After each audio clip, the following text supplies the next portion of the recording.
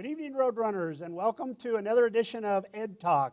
We're here live at the Roadrunner Roost, and we're excited to present tonight on cyber safety and the concepts of cyber safety and how that is affecting our families, our schools, and most importantly, the students of the Holbrook Unified School District. So we appreciate you tuning in. We have two guests that are joining us tonight. We have Leslie Russell from the Arizona Attorney General's Office. She's the Community Outreach and Education Coordinator. She will be joining us to present some information on cyber safety.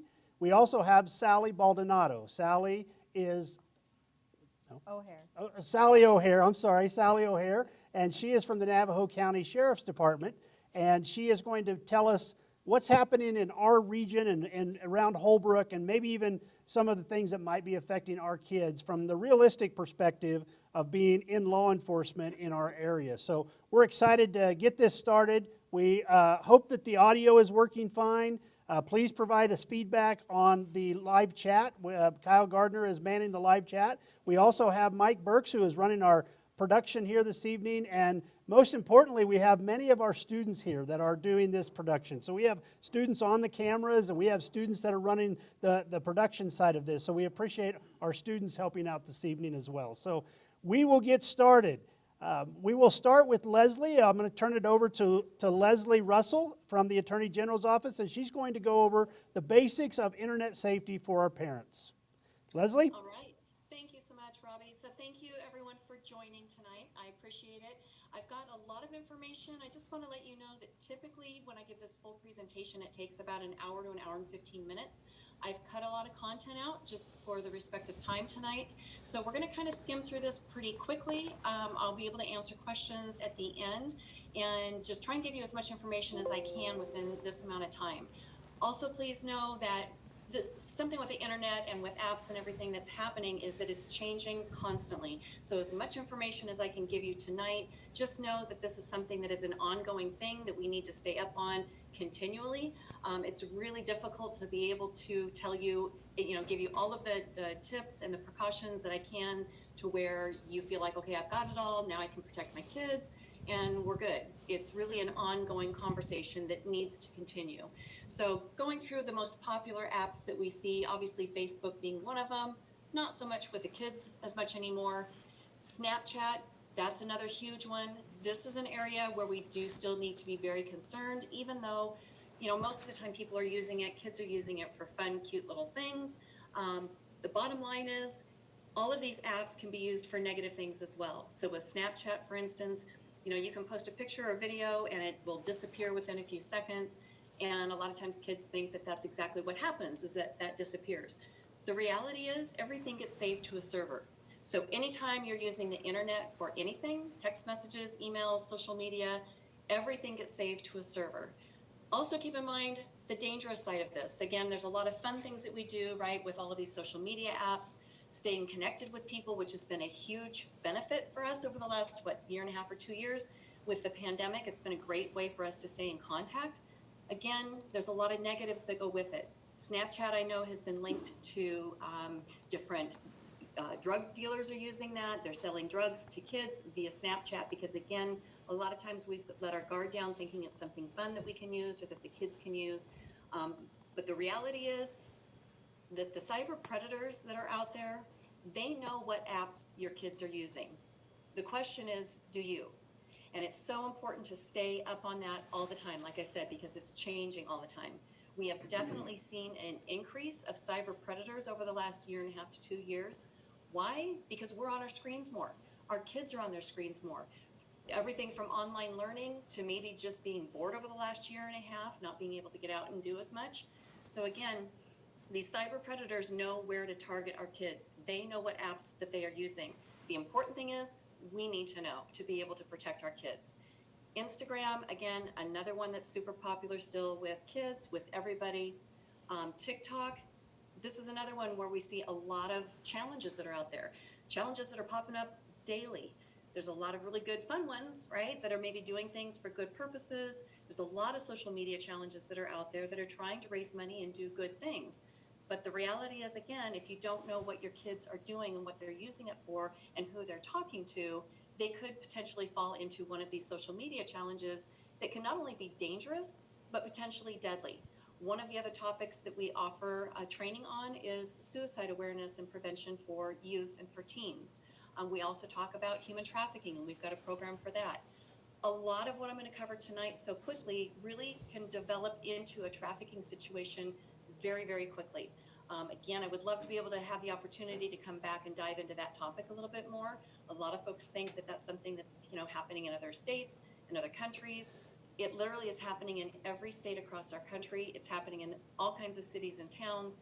It is something we have to be aware of. If we're not aware and we're not knowledgeable on that, our kids can potentially fall victim to that. A lot of it starts right here with these basic social media apps. So one of the things I like to kind of remind parents of and adults is that you should know how to use these apps before you allow, and what their capabilities are, before you allow your kids to. It's kind of the same analogy as driving a car, right? We wouldn't send our kids off to go take a driver's test if we hadn't taught them first how to drive, or if they hadn't been taught. So it's the same thing with this. We need to know about these apps, what our kids are using, what they're doing, how they can communicate with other people before we allow our kids to just have free reign. Again, the reality, the internet is anywhere and everywhere, right? It's reaching millions of people all around the world. A lot of those people are potential cyber predators. They now have access to our kids if we're not paying attention. The other thing I want to just mention briefly is something called ghost apps. If you're not familiar with that term, essentially it's an app that looks very innocent. I'll use the calculator as an example. It looks like a calculator. You go to open it and it requires a password. Okay? Obviously that is not a calculator app. There's a lot of them that are out there. Again, those are changing. So I can't encourage parents enough. It's so important not only to open their phone and to look to see what apps they have on whatever technology they're using, their tablet, their laptop, but please go that extra step and actually click on it and open it. Make sure it is what it says it is. Those things are changing rapidly. So again, this is an ongoing conversation that you need to really be checking consistently. How often that is really depends on you, your family, your dynamics, the ages and maturity of your kids. But there's things that we can also do ahead of time, hopefully, to prevent. So talking about social networking sites, pay attention to what you as adults are using. What are you doing? How much time are you spending? Where is your attention focused? And I know I'm talking fast, I apologize. Just want to get through this. Checking to see what pictures you're sharing. What do those pictures show? Again, pictures say a lot without having to add any text to it. It can tell somebody, not only what you look like, about how old you are, your location, making sure you're turning off your locations. So these are some things that you can do not only for your own networking sites, but absolutely to help protect kids. Turn off the location, not only on the site that you're on, whatever social media network you're on, but also on the device. If you're not sure how to do that, most of the time it's going to be in your settings. Talk to your kids. Your kids will know how to turn off the locations. They will also know how to block and report people online.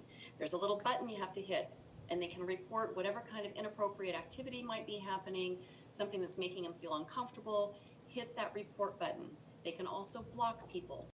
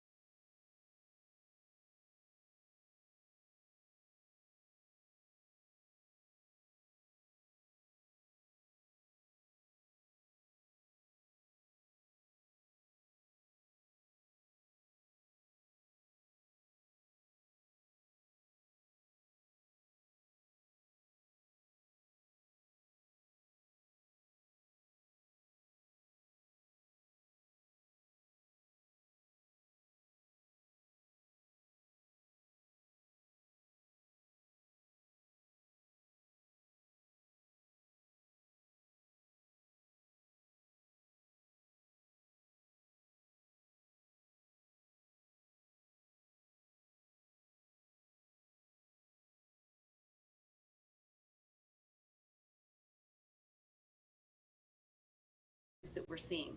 Because putting out all that personal information to potentially millions of strangers all around the world. The other thing I ask is that you check with your kids' devices again and their social media accounts, making sure they're set to private and not to public. Also checking your own. If you don't have a reason for your account to be set to public, in other words, if you're using it just for your own social purposes, you want to have your account set to private. If it's set to public, that means it literally is open to anybody and everybody around the world. Okay, this is kind of an example of who would have a public account. Somebody famous, right? Wanting to reach those millions of followers. But here's the scary part. If your account or your child's account is also set to public, and you go on to a page like this, and you just click on like, or you post something or tweet something, these nearly 57 million followers of Selena Gomez now have access to your profile page. So again, it's super important to check your child's device and also their social media site, making sure that those are set to private. Keeping in mind, private accounts can still be hacked. So when that goes back to that oversharing personal information, okay? If you're oversharing and you're putting too much on there, that information could potentially be falling into the wrong hands. Same with pictures, and we'll talk a little bit about that in just a second as well. I gotta make sure I stay on track here. So cyberbullying, another big issue that we're seeing. It has been on the increase. Why? Because we're on our screens more. So essentially, it's using the internet to bully somebody else. So whether it's harassing, it's intentionally trying to hurt somebody over and over again. One of the biggest messages I really try and stress to kids on this is if you're getting ready to send that text message, for instance, or on social media, you send something that's mean or threatening or harassing that you know you probably shouldn't, and then you have that moment of, oh, shoot, I probably shouldn't have done that. You go back and delete it, right? And it's gone. No, the reality is it's already saved to your server. Whatever you're using, it is already saved to your server. Not only that, but let's say it's a text message. You send that message to that other person, you're being mean to them, you're bullying them, you're threatening them. You delete it off of your screen. Who has it? The person you sent it to. Who has control and power over it? They do. You have essentially lost all of your power and all of your control, and you've given it away. That goes along with pictures as well, which we'll talk very briefly about the sexting portion. So yes, we do have laws in Arizona against bullying. Yes, we have seen kids as young as 12 years old in our state that have been arrested. There's a lot of what ifs. We're not going to go into the what ifs. I'm sure that if you've got questions on that later, we can address that. But just very quickly realizing that yes, kids can get and have been arrested for bullying and for cyberbullying. One of the other things to keep in mind as you see some of the potential consequences on here, and obviously those are going to vary depending on the severity of the crime, and not every bullying situation is necessarily going to be a crime. But realizing that if they are using technology and they're using the internet, they're using their phone, ultimately those phones and those tablets, the technology belongs to you. So you are ultimately responsible for the choices that your child is making and what they are doing when they're on that phone. Who you can contact, this is just kind of a general rule of thumb and just that reminder of the general chain of command. If it's happening at school, obviously start with your teachers, the counselor, the principal. If it needs to go to the next level, maybe you feel like things are not happening or it's not being resolved quickly enough or you're not hearing about it, definitely check in with a superintendent. If necessary, you can always go to the Arizona Department of Education. Keeping in mind too, also I had worked for about 20 years in public schools. So also know and just be reminded that the school is not always at liberty to be able to reveal all the information to you that you might want to know. So a lot of times on the outside, it may look like, you know, nothing is being done, or maybe it's not being done fast enough for you. And the reality is maybe they're not able to share the full information with you. So just keeping that in mind, if it happens to involve any kind of threats or harassment, or you feel like somebody is in an imminent dangerous situation, please contact law enforcement. Even if you need to contact the non-emergency number, know what that is. You can call, you can talk to an officer, be able to have this conversation, and then hopefully they can help guide you in the right direction. So things that you can do, again, know your child's accounts, their capabilities. Who are they talking to? What are they talking about? Making sure that you are taking that extra step and opening those apps to make sure they are what they say they are. Setting those privacy settings on both the app and the device. Talk about the difference between somebody being rude and bullying. We've got a full presentation on bullying. Again, I can dive into that a lot deeper if you would like that. But a lot of times kids just need to be reminded, especially our little guys, on the difference of what is rude and what is bullying. And not that being rude or mean is okay, because it's not, but there is a difference. Keep the evidence of harassment. If you are on the receiving end, or your child's on the receiving end of being harassed or threatened or bullied, there's your evidence. That is something that if it does get serious enough and you need to contact law enforcement, they're going to want to see that. And it's going to be able to prove pretty easy what was being said. So again, on that receiving end, a lot of times being cyberbullied is easier to prove because you've got it right there if you have kept that evidence. Be aware of new trends and social media challenges. I talked about that already. And again, those are changing. So it's something you just have to stay up on. I would encourage you to use Google as your friend.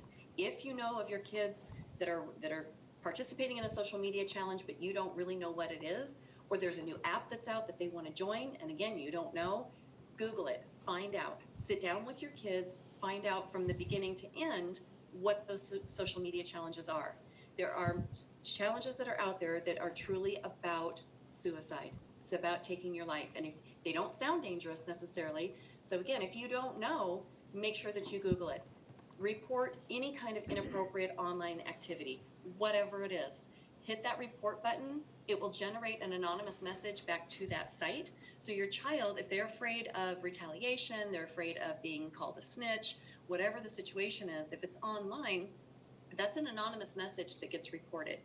I also encourage kids, again, please block people. If somebody's being mean to you, that's where your power is. Your power is in how you respond or how you react or how you don't.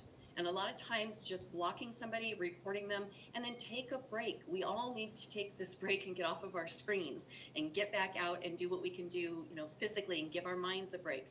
Get off of the game. If somebody's being mean or threatening to you, and that happens a lot with online gaming as well.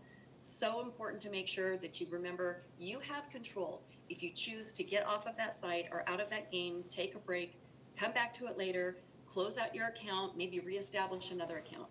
And again, call the police if it involves threats. So very briefly with sexting, again, it's just reminding us that this is something that's happening very, very commonly. Kids often think it's not a big deal. Everybody's doing it. You're not going to get into any trouble. Sending inappropriate pictures back and forth is a crime, especially if you are under the age of 18. If you are a minor. Lost my train of thought. So again, here is just kind of a brief idea of reminding us that, yes, if you are sending pictures that are inappropriate, that you should not be sending, or if you have them on your phone, maybe you're not sending them, but you have them in your possession or on your tablet, and you're under the age of 18, that is illegal. We have seen kids, again, in Arizona that have been arrested for sending inappropriate pictures back and forth. What I also want to remind you of is that I have literally talked to kids that they have ended up having pictures appear on their phone that they truly were innocent in. They had nothing to do with it. They didn't even know the person. So what do you do if that happens and your child is innocent in this? In order not to get into trouble, make sure that they know to report it to an adult that they trust. You can delete it, get rid of it. Hopefully it goes away, it never comes back. But if it's a situation like we had where there was a young boy at 12 years old that was receiving these pictures, he did the right thing. He reported it to his mom. It got to the point where threats were being made against this young boy. They didn't know who the girl was. Police got involved. They were able to trace it back to the girl and make an arrest of this 15-year-old girl. So again, we want to make sure kids know if they didn't solicit it, if they're truly innocent, tell an adult that you trust over the age of 18. Do not show anybody else that's a child or that's a minor. Don't forward it. Don't send it. All of those types of things. Okay. Again, here are some quick examples of what could potentially happen. A lot of what ifs. Depends on a lot of what's happening, what the content is, what the intent is to share those pictures. If there's some intent to harm or intimidate or threaten, obviously the consequences are going to go up. So here's just a brief example of what could potentially happen, reminding all of the adults those phones are yours and ultimately you're responsible for what they're doing on their phone or their tablet. So again, what can we do? Talk early and talk often. That's going to depend on the demographics of your family, the ages of your kids, what's going to work for you. So definitely have those conversations. before you allow them to venture off into the internet world online. Once they're online, they can potentially access anything that they want.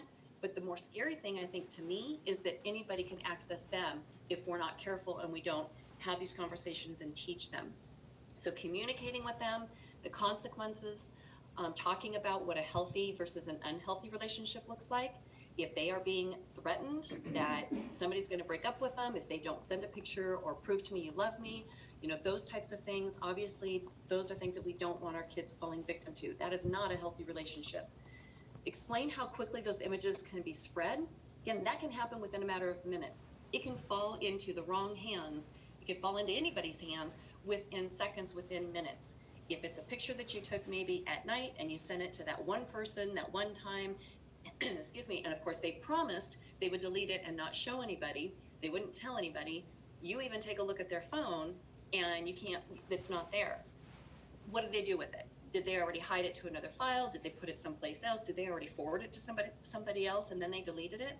Again, you've lost all control once you have hit send or post. That can happen very quickly. You can walk into school the next day and everybody can have it on their phone without you even realizing. Or it could happen and it could beat you home. What if it ends up in the hands of mom or dad, or little brother or little sister? Again, these are things that are very realistic. These things are happening all the time. It's so important to think before you get ready to say it or send it. Once you post or send something, anytime you're using the internet, I can't stress it enough, it never truly goes away. It can always be recovered, whether it's an hour later or whether it's 10 years later. It can affect your future, whether you get a job, whether you get a scholarship. All of those kinds of things need to be taken into consideration. So use real life stories and you can Google those. Normally I will share lots of real life stories, but you can Google those to see if that can help kind of hit home and make more sense. Emphasize the importance of not forwarding those images, like I said, and make sure they're always reporting it to an adult that they trust. They always need to make sure that they're reporting anything inappropriate, including those pictures. Oftentimes we see these pictures, and I'm on my last section here, we see these pictures that can easily fall into the hands of a cyber predator. Why? Because these get posted online, they're out there on social media. Cyber predators then can potentially access those pictures, turn around and start making threats for more. So a cyber predator essentially is somebody, what I tell the kids, it's a bad person using the internet for bad things. This is where we see the beginning process to potential trafficking. And again, this can happen literally in a matter of minutes. A lot of times people will think it takes, weeks, months, years to go through this, what we call a grooming process. And truly, depending on the situation, we have seen this happen in as little as 15 minutes. So essentially it begins when a cyber predator looks for a potential target on social media. Again, they're using the same apps that your kids are using. They're using the same games that your kids are using. Why? Because they know that that's where they can target them. So they will look to see what your kids are saying. If you are oversharing, if your kids are oversharing information, they'll look at that profile page, they'll see that the child just posted they got in a big fight with mom and dad, their phone got taken away from them, and now they don't have a phone. Guess what? Now they're able to fill that need. They have that conversation, they can fill that need. Hey, I've got an extra phone, meet me over here, this time, this place, don't tell anybody. Now they've created isolation. Kids start lying to their parents about what they're doing, about where they're going, and all of a sudden they've got a phone. Now this cyber predator has access to them. They can talk to them whenever they want. They can have whatever kind of conversations they want. I will ask kids, has anybody, when you've been online, has anybody that you've been talking to that you didn't know ever make comments to like, hey, can I tell you something? Or can you keep a secret? Or meet me over here in this other chat room. Oftentimes they will start like on TikTok or on Snapchat, and they will send the link to another private chat room, and the kids will start to meet them and have those conversations over there. So again, these things can happen very quickly. The threats come into play very quickly. They will start threatening the child. If you don't do this, this is what's going to happen. That is how they are then able to maintain control. Also, with cyber predators and being online, they can use technology to change the way they look, to change the sound of their voice, and there's really no way to know who your kids are talking to unless you've met them in person. So of course, the basic rule of thumb is if you've never met them in person, you shouldn't be talking to them online. But I also understand with online gaming, that's part of the fun. just understand, again, there's this big picture of education going on that we need to know that if you're talking to somebody you've never met in person, it's only been online, there's really no way to know for sure who they are. 80% of cyber predators make contact through chat rooms and instant messaging. These numbers are probably low due to the pandemic, but keep in mind right now what we're looking at is more than 500,000 sexual predators are online every day. Again, easily targeting our kids if we're not aware. Over 50% of online sexual exploitation victims are between 12 and 15 years old. The average age in Arizona is 14 years old. One of the youngest victims that we have had here in our state was 9. Wow. Online gaming is another huge area. Again, they know what to do. They know how to talk to our kids. They know our kids are focused on the game. They're not focused on the little sidebar conversation that's going on. And a lot of times we are giving out personal information about who we are and where we live without even thinking about it because the attention's on the game. We see a lot of boys that are being targeted as well. So please understand this is not just about girls. The special agents that work in our office that do a lot of the undercover stings with the FBI and ICAC, they are informing us that this is one of the prime areas that they find most of the cyber predators and the traffickers is through online gaming. So please know who your kids are talking to, listen in on those conversations, remind your kids if it's anything inappropriate or uncomfortable or makes their stomach turn, to block those people and to report it. Things again that we can do, make sure that you know those apps, all of them, the social media challenges, everything that we've kind of talked about. Know their capabilities. I also really stress to kids, even though I get kids rolling their eyes at me and right now I can't see them. So I can tell you guys, share passwords with adults that you trust. Kids should be sharing their password with at least one adult that they trust. If for some reason something, tragic does happen, that's one of the first areas that we can go to potentially be able to help you, find you, whatever it is, get you the help that you need. Again, I share with kids, please do not share your passwords though with other friends, okay? Because a lot of times that can go south real fast if you get in an argument or a fight and now they have access to all of your information. So again, for your safety, I really encourage you to share your passwords with the adults that you trust. Setting up those privacy controls and restrictions, there's a lot of different things that are out there. There's a lot of apps. We'll talk about that more at the end, I think, through our Q&A, where you can set those restrictions on your phones. There are ways that you can go through your provider. Your providers can help guide you through what would work best for you, depending on your need and what's going on maybe in your home. There are ways that you can have your phone turned off, the child's phone turned off at a specific time every night, turned on the next morning. You can do things like setting your computer in the middle of a room, where you have access to seeing it at all times. Maybe having your kids turn in their phones at the end of the night, at the end of the day, not the end of the night, and not allowing them to take them to their room. So there's a lot of things that you can do. Obviously, the earlier you can establish those rules in your home, depending on the ages of your kids, the easier it's going to be to maintain that. But communicating the dangers of talking to strangers online might help be able to put some of these things in place for your kids if you've got some feedback and they're not wanting to go along with that. Again, check with your service provider for additional information and look in your area for sex offenders. A lot of times they are right there in your own neighborhood, not far from you, and there's no way to know that unless you're kind of doing that search. This is my last page. Actually, I got one more page, just our contact information, but I want to leave you with this, with our resource page. I encourage you, if you want to know more about any of the things that I just very briefly brushed on, commonsense.org is a great organization. They also have more trainings. They've got a lot of statistics, good resources. If you've got little ones at home, NetSmarts is a great one. They have programs from kindergarten all the way through 12th grade. But I think for me personally, and looking at their programs, I really like the way they have them established for our little guys. We also obviously have a lot more information and a lot more resources to share. So definitely check out our information on our website. That will also let you know about the different programs that we have that we can offer, things that we can talk about. Our resources are there. And again, here's our contact information. So with that, I think I am probably out of time.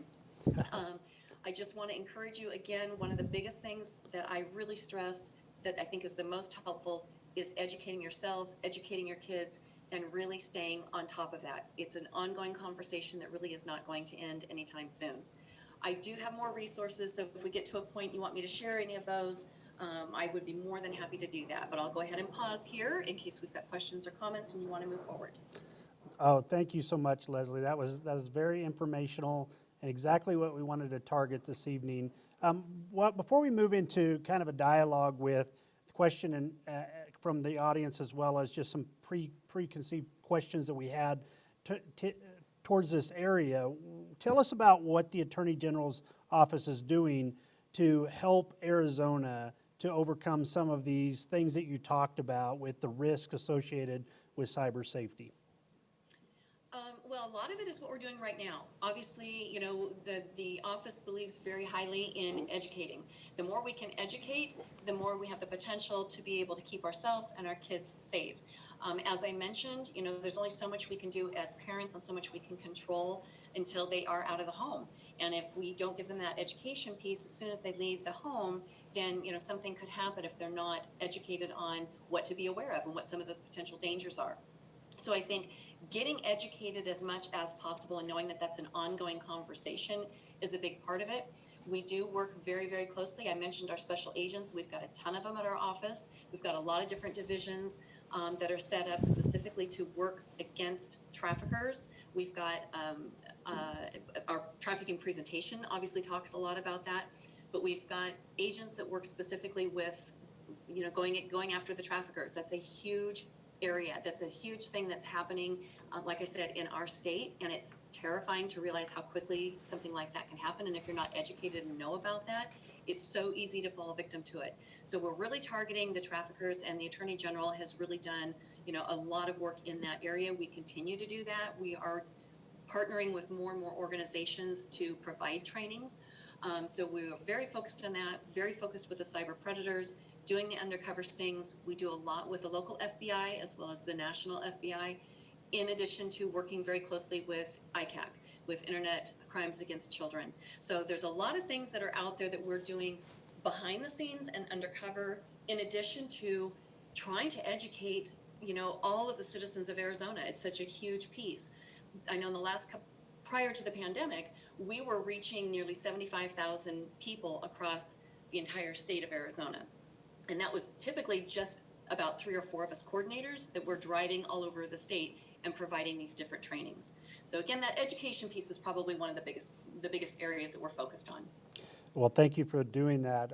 I know you come to schools and you present to students as well, but you know, education organizations like ourselves and even the Attorney General's office, it's not enough. We've got to somehow get into the homes. We got to somehow help our communities to keep our kids safe, because it truly is just a few little clicks away from you being in a very awkward and maybe even a legal matter that you didn't anticipate. So I think education is extremely important, and then also getting that down to the student level, the user level. And that's a parent's responsibility, that's a school's responsibility, that's a community's responsibility. So thank you for presenting this evening, and as well as thank you for getting into the schools and helping us educate everybody within the school system to better understand. I don't have a Facebook page. I'm one of those archaic guys that I don't get into social media, and I don't have a Twitter, I don't have Facebook, I don't have any of those kind of things. So this is all kind of new to me, and I guess I'm okay without all of those things, and you know, my life is okay. So I think you can survive outside of the social media world, but I know there's so many good things to that as well, that parents and students obviously naturally gravitate towards. And you know, just from a personal perspective as well, my kids are grown, and you know, we got one in college and so forth, but we didn't have to deal with this when they were in junior high. We didn't have to deal with this when they were even kind of in high school. This wasn't really as much of an issue. That our kids are dealing with this at a very young age, as you pointed out, and parents need to know that, and kids need to know that they are really targets for this business that's out there, that is trying to ruin the lives of other individuals. And it truly is, I would say, a business. There's some financial aspect to this too, right? Absolutely. In fact, you know, a couple of key points there. And again, our trafficking presentation, if you want me to come back and do that, I'm very passionate about that one. It's a $1 billion industry. So yes, it's all about them making money. And they don't care who you are.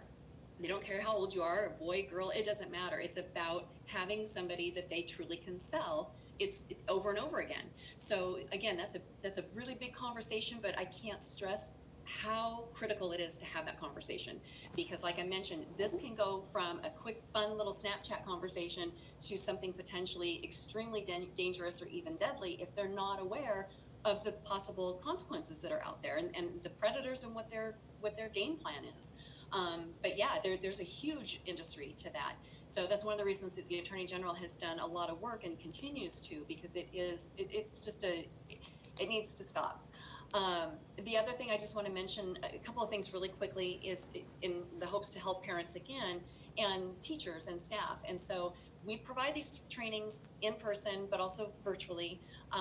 We have them available for kids. So all of our programs are all age appropriate. So obviously we're not going to talk to little guys about trafficking, but they're all age appropriate, talking about internet safety and cyberbullying for all grades. We also have assignment sheets that go with that. So if we were to either come in person or we do a virtual training for your students, we can provide the training and provide an assignment sheet that will accompany that. I have encouraged parents to, even if you want to request those assignment sheets, a lot of times that's a great way to start a conversation if you feel like it's going to be difficult to talk to your kids about. Again, depending on the ages, sometimes there can be a barrier there. All of our programs are also pre-recorded on our website. So if you wanted to see what our Internet Safety for Kids program looks like, go to our website, check it out, and if you wanted to have a worksheet sent to you, I can email those to you. They're fillable PDF or a Word doc. So again, providing that education piece and being able to kind of help the parents, you can sit down with your kids and attend one of our pre-recorded programs at 8 o'clock at night and still have your kids do that assignment sheet, prompting more conversation. And that's really what it's about. And then the other piece that I just want to share quickly with you, I've got a long story that I typically share, but it's about my daughter, who is my youngest, who's now 27 years old. When she was in high school, though, she was playing fast pitch and was getting recruited by a lot of different colleges to go and play. We went to one tournament. This one college recruiter was talking to her, very normal conversation. Fast forward, she comes to me and says, that this particular recruiter wanted to be her friend on Facebook. We had a very open conversation. We had a very open relationship with her. And so she let us know that not long after this whole thing established on Facebook, that he started really kind of creeping her out, making comments. She came to us and shared that with us. Well, my husband is a cop, so he immediately was able to do some background information, get some checks on him. And this was an actual sex offender who had warrants out for his arrest, who was not a recruiter, but had contacted and had business cards. I was with her at the tournament. So again, even being right there, you have to realize how brazen these predators can be, the risks that they will take. One of the key components to that, though, is two things, like I said earlier. One is education. My daughter knew to be aware and knew to listen to her own gut. She also knew to come and talk to us. So again, it's providing a safe place, and that's such a huge piece of this. Kids need to know they've got somebody that they can turn to, they can talk to about anything. That was way back when. The potential dangers that are out there now have far exceeded that and happens so much faster. So again, that education and that open line of communication with an adult that they trust. Wow, that's incredible. Thank you so much for sharing that information, and thank you for the good work that you're doing. We're going to turn local here, and I'm hoping that we can have this dialogue. Sally's sitting with a computer, and I'm sitting with a computer, and so we're going to try to have a dialogue, and Leslie's going to stay on with us as well. And let's just have a conversation about cyber safety and jumping in on either one of you about your experiences. And Sally, we might be able to turn Sally off and just go with the mic now that we're live on the cameras. So why don't you log out, and then I think your microphone will be live. So let's just start with, Sally, just tell us about what you do and your position with Navajo County Sheriffs and some of the things that you're dealing with this on a regular basis. Thank you, Rob. Also, Leslie, fantastic presentation. That was really great, super informative, and you stole a lot of my lines. So that's great that we're kind of on the same thinking path as far as online security, safety, and as far as making parents aware about what is actually going on out there. So great job on that. I just wanted to put that out there before I forgot to say that. I'm Appreciate that. Yeah, I'm very passionate about crimes against children. I'm very passionate about cybersecurity. I'm the detective sergeant over the Navajo County Sheriff's Office, and I've been working cyber crimes for about 11 years on a much, much smaller scale, I think, than probably what Leslie is doing. We also work with ICAC. We get reports from ICAC, the Internet Crimes Against Children division down in Phoenix. If they have a situation that's happening in Navajo County, they'll forward us the case, and then we start to investigate it and roll with it and whatever. And these things are happening in Navajo County, and they are happening locally. I have several stories, real stories of girls, only girls, and I don't have any stories for boys. I don't know if that's a good thing or a bad thing, but where the girls are meeting men or boys or whoever these other people are on the other end of the microphone, and they're soliciting them for photos, soliciting them for videos, befriending them and talking to them, communicating with them, and acting as if they are friends with them, to the point where sometimes the girls say, oh, well, we're dating, and oh, well, we're in love, and oh, we've been together for a week, and he loves me, and he cares about me, and just the most crazy things that you've ever heard, and they've never even met this person in real life. They've only heard the voice, or you know, they've seen little snippets of them online, but nothing concrete to show who they really are.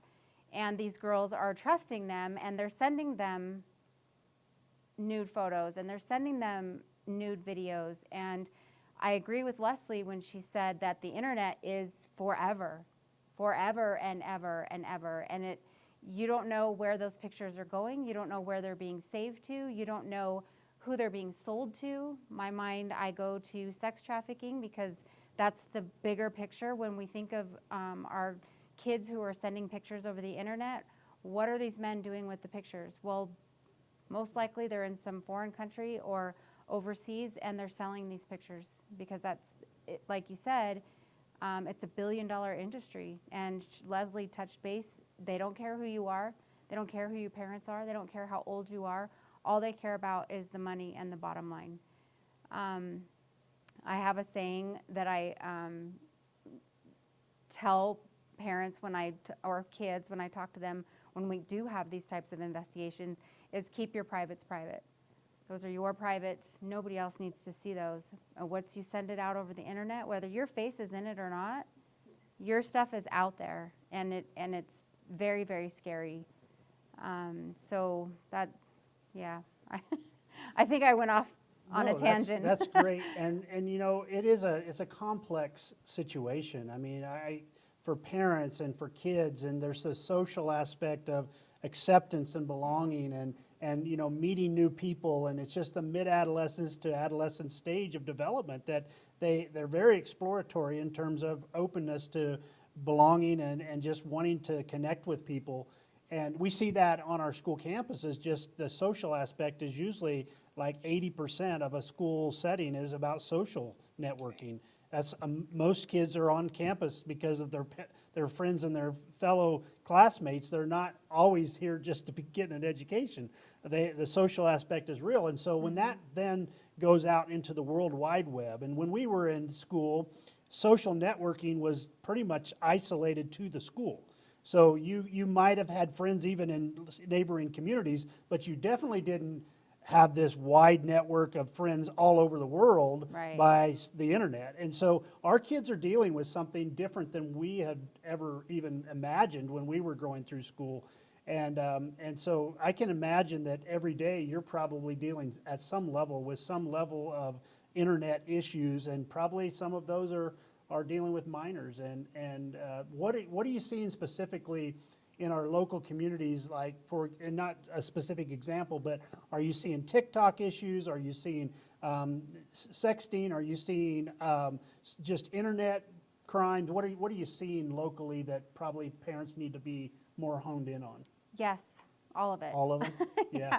Not so much Facebook anymore. I think Facebook is more for our generation. You know, you said you don't have a Facebook, but I guess Facebook is not really a thing anymore for the younger kids, but Instagram, TikTok, Twitter, there's Kick. I'm seeing a lot more stuff off of Kick, which is another app, and I think it's from Canada. Correct me if I'm wrong, Leslie.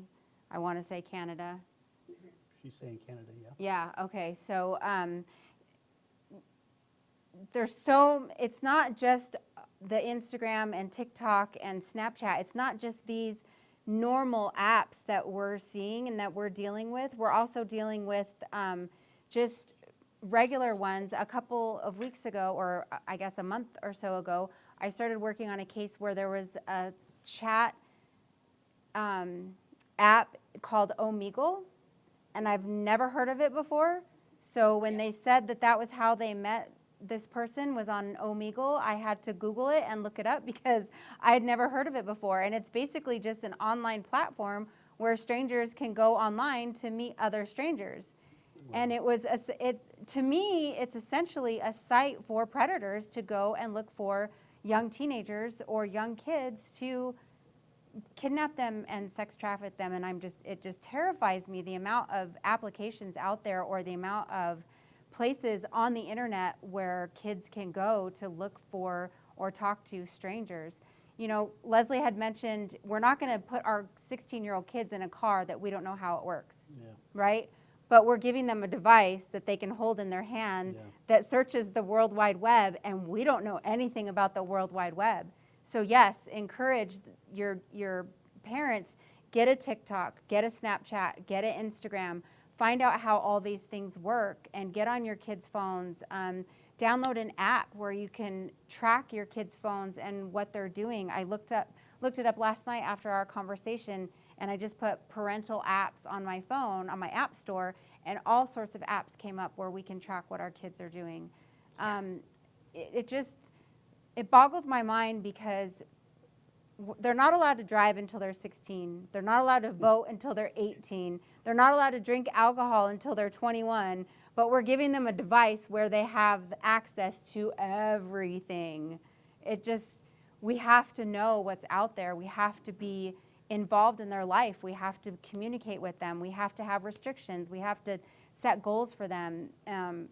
Like Leslie said, take their phones at night so they can't play with them, in their rooms because they're not sleeping, and then they're coming to school and they're all tired and whatever. I could go on and on and on, Rob, and I'm not going to do that. But I'm very passionate about it, like Leslie, and so just being aware and knowing that parents have a choice, and parents do have control, and parents need to have control over their children's lives, their devices, their internet searches, everything. Because if you think that your child is not doing it, I guarantee you, your child is doing it.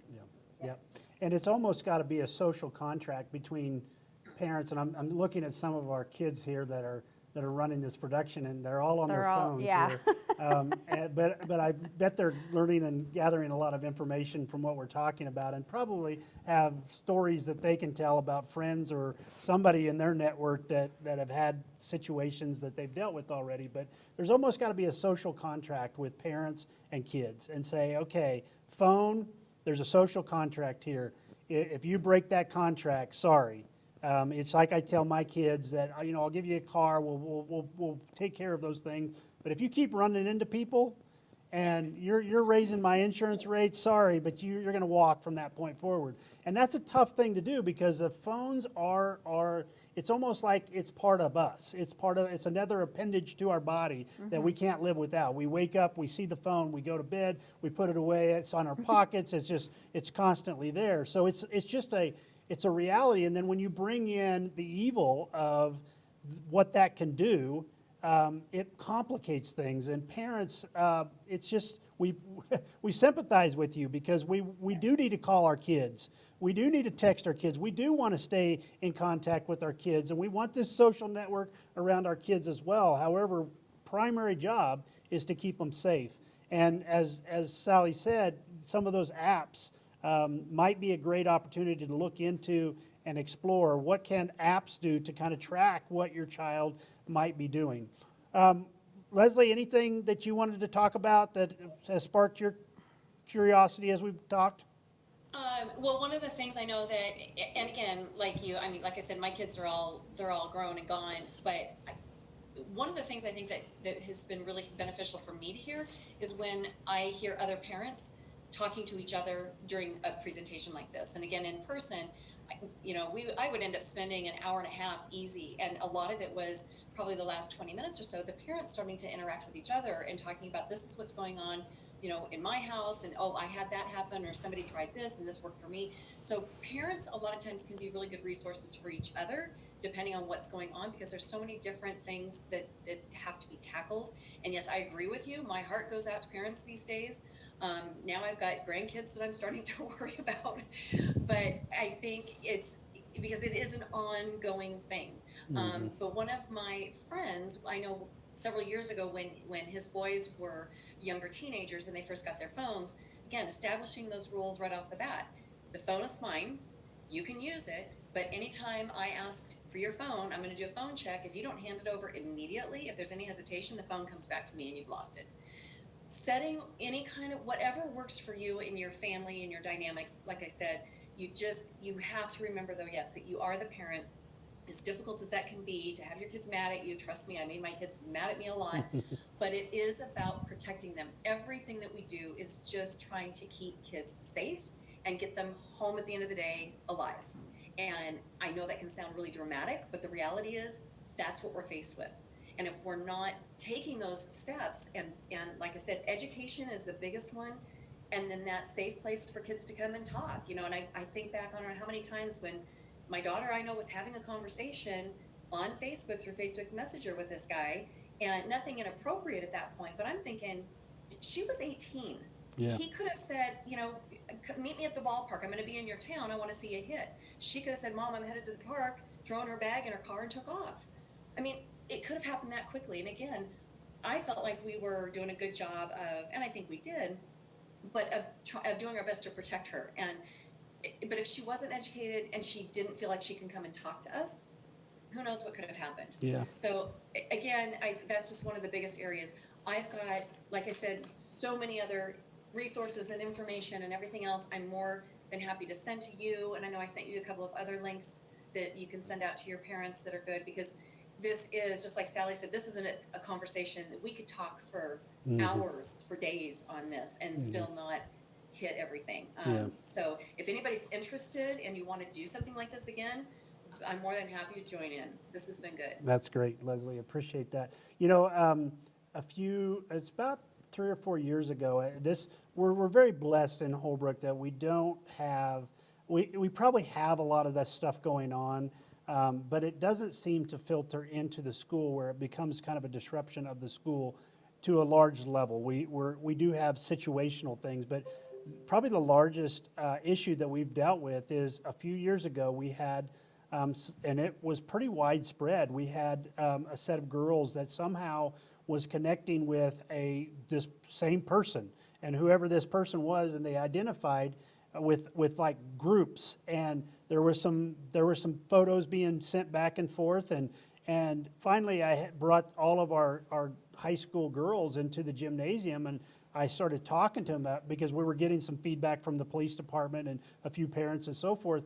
And when I asked, I said, how many of you guys have heard of this guy? And I was amazed at how many raised their hand. And it was so underground because nobody's speaking out. Nobody's saying, hey, this is happening, and I don't think it's right. Maybe I'm caught up in something. There's always those safety nets within the school with our counselors and even our teachers and our law enforcement and so forth. And then I went down to the junior high and I had the same conversation because we knew it was a little more widespread than just a few people. And the same reaction at the junior high, it was going all the way down into the junior high.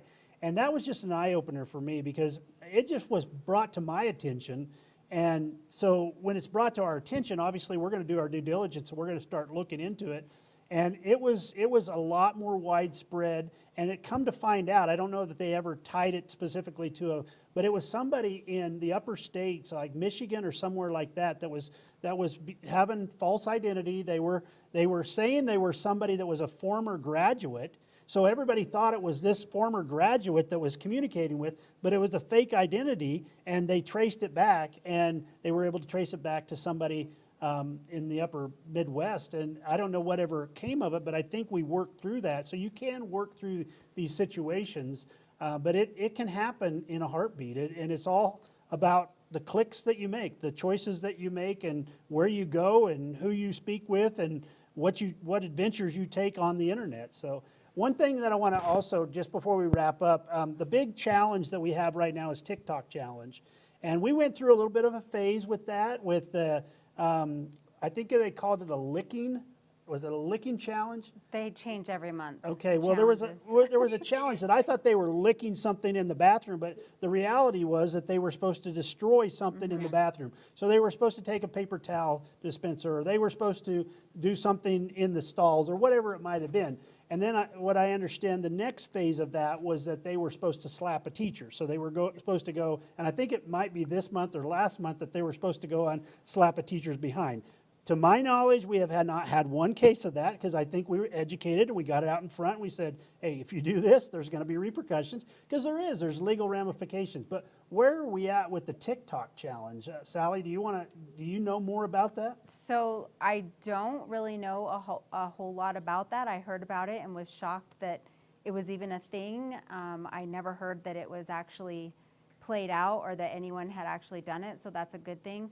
I did hear about a bathroom, or a couple of bathrooms at the junior high maybe being damaged, but not to a point where at least they weren't somewhat repairable. Yeah. But I did hear about the slapping on the backside, which I mean, that's sexual harassment. That is, exactly.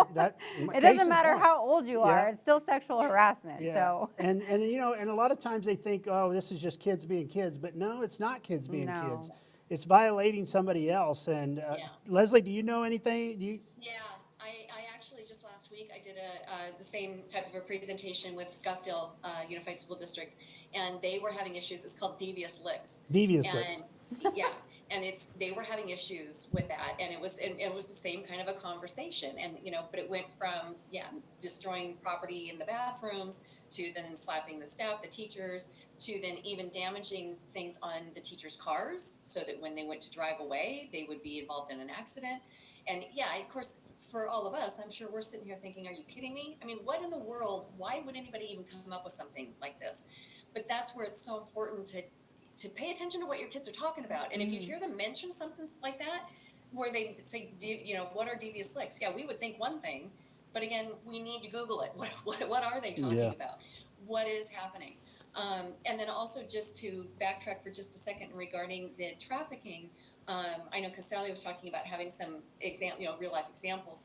I've got lots of those as well. I would be happy to share, in addition to those on boys as well, because boys, again, are being trafficked. And there's a lot of, I think, that misconception or that misunderstanding that it's just girls that are being targeted.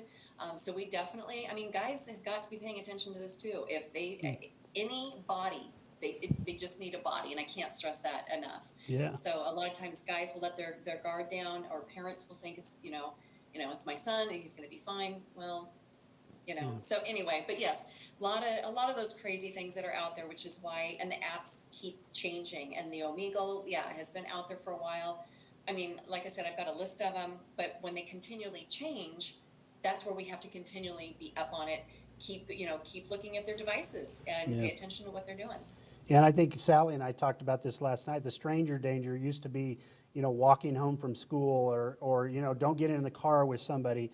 Now it's now social. It's now online. Yeah, exactly. So you've got to understand that even the person you're talking to might not be the person you really think you're talking to, and the accounts that you're using and your the sharing of information has to. It's truly.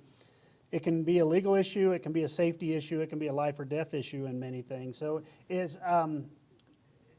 are some of those things happening in Holbrook in terms of what Leslie just talked about? It escaped my mind.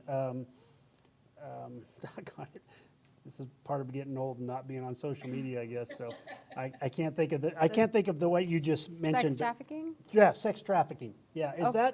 is that local? Is that something that we should be concerned about in our local community? So I feel like everybody should be concerned about sex trafficking. I don't think that it's just in the bigger cities, and I don't think it's just the small town cities.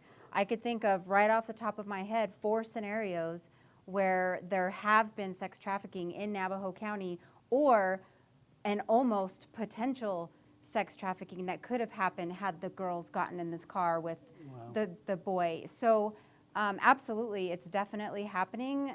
And when we think, for me, when I talk about sex trafficking, it's like, okay, well, what does that mean exactly? So what that means is somebody is taking your child or luring your child or kidnapping your child against their will, or now they're being taken not against their will, but willingly going with these men because these men have portrayed themselves as boyfriends, and convincing them, oh, I can give you everything that you need, I can provide a better life for you, you and your mom fight all the time, blah, blah, blah, whatever manipulation and grooming that they're doing to that child to lure them away from their home, they absolutely can be taken for sexual purposes. And what the perpetrator will do is have sex with them first and then introduce them to a more bigger sex world. I'm actually attending a sex trafficking conference in DC in a couple of weeks.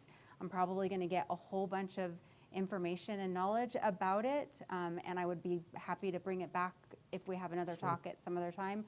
But it absolutely is in Navajo County, because obviously I work for Navajo County, not just Holbrook, but yeah, it is, absolutely. Sorry, I went off again. No, that's perfect. Because you know, a lot of times we don't know. We stay in our boxes, and we don't, unless it's impacting us, we don't really know. And I'm sure that parents are the same way. You know, if it's not happening to our kids, then we don't think that it's happening at all. And the reality is it might be happening to neighbors or relatives or eventually to our own kids. So we just have to have a heightened sense of awareness. It's tough to be a parent. It's extremely difficult, and it's becoming more complex every year with the advancement of technology, the advancement of society, and so forth. So wonderful job, guys. We really appreciate you being here.